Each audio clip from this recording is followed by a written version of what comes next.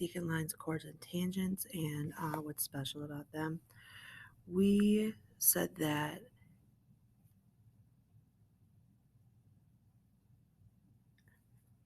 the first one's going to be if a line is tangent to a circle, so that's line AC, then it is perpendicular to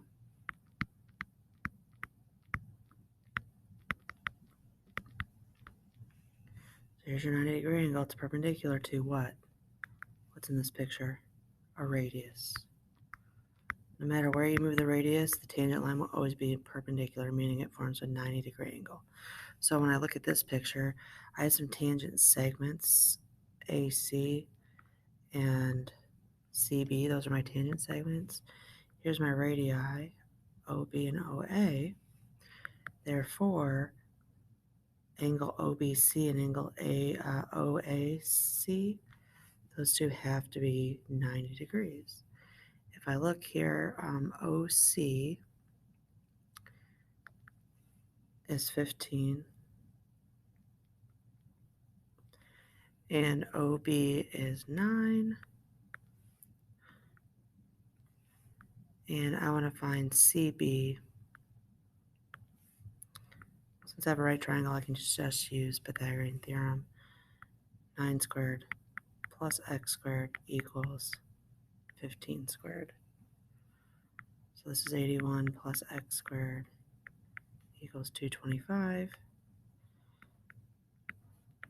Subtract 81 to the other side, we get x squared equals 144. And then if I take the square root,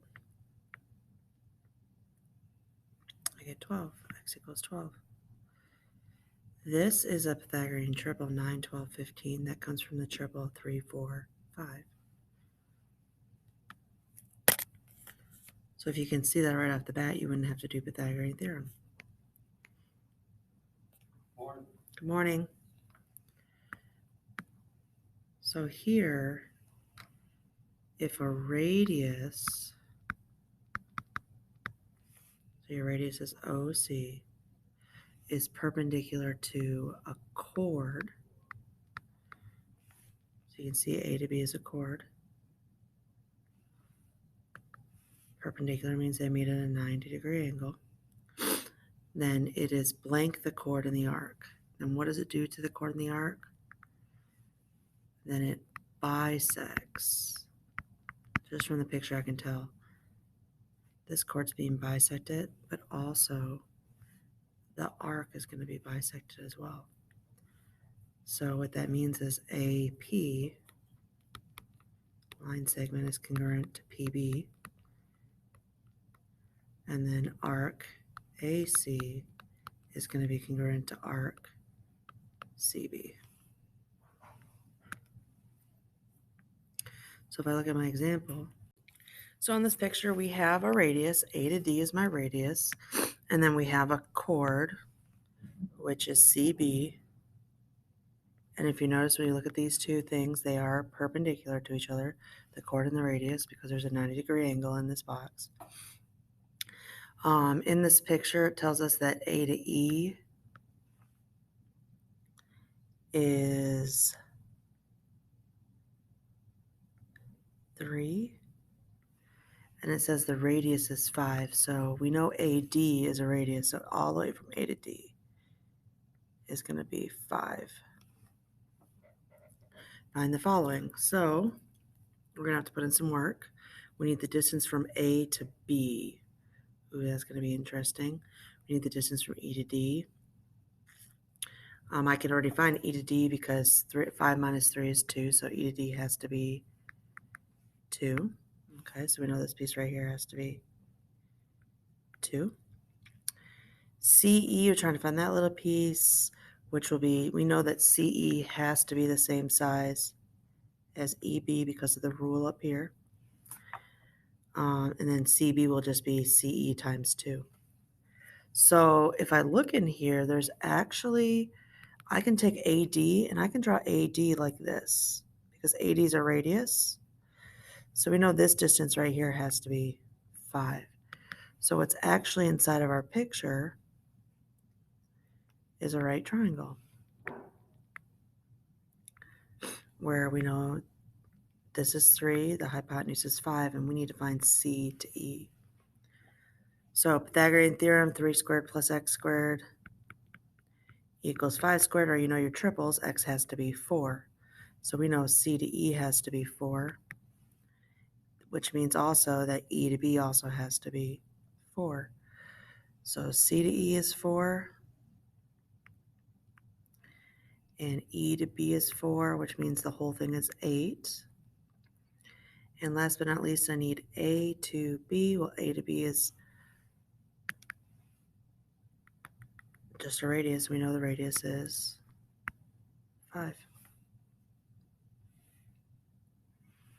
So AD is congruent to AB,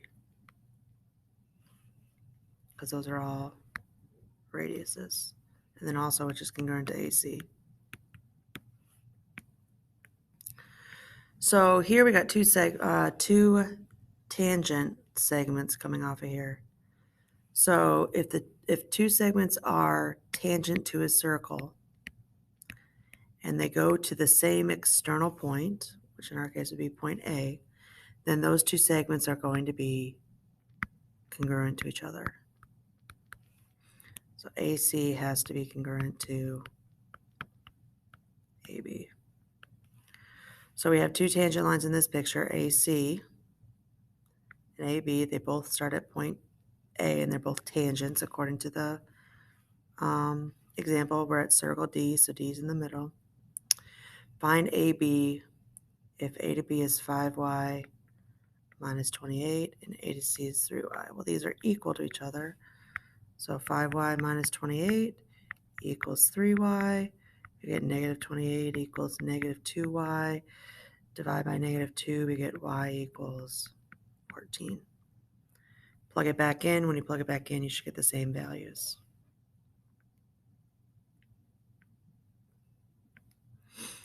Okay, so if you have two congruent chords, in this picture, I know AB is congruent to DC, because they have the little tick mark on it. Then the intercepted arcs are also congruent.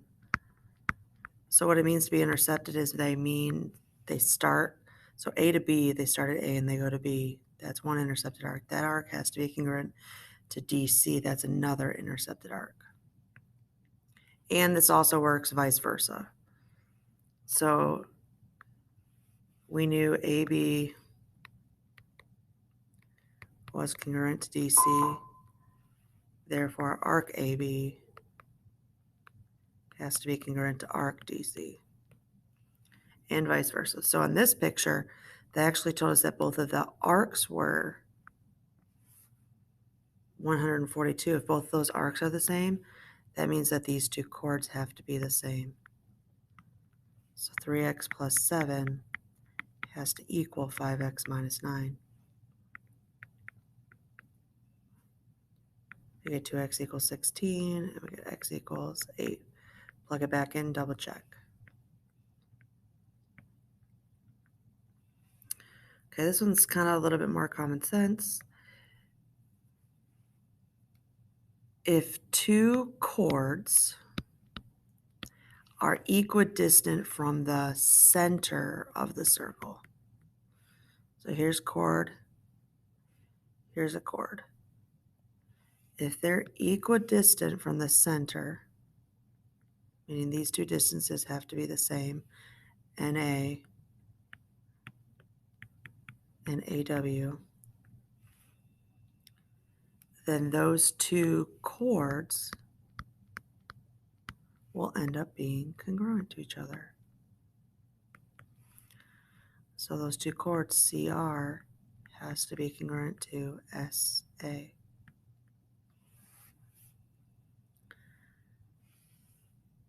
So KN is 8 and AW is 8. So those two are the same length. That's good. That checks off the first part of the theorem. And we know CR is 3x plus 4, that's the one chord, and SA is 5x minus 8. Well, we know these two chords have to be equal to each other. So 3x plus 4 has to equal 5x minus 8. We get 2x equals 12, x equals 6. Plug it back in, double check to make sure they're the same size. Okay, you have two pages of exit tickets. So instead of giving you homework today, I've given you 5 basic problems. I want you to work on those and see what you can accomplish. When you're done, take a screenshot of both pages and add it to your Google Classroom.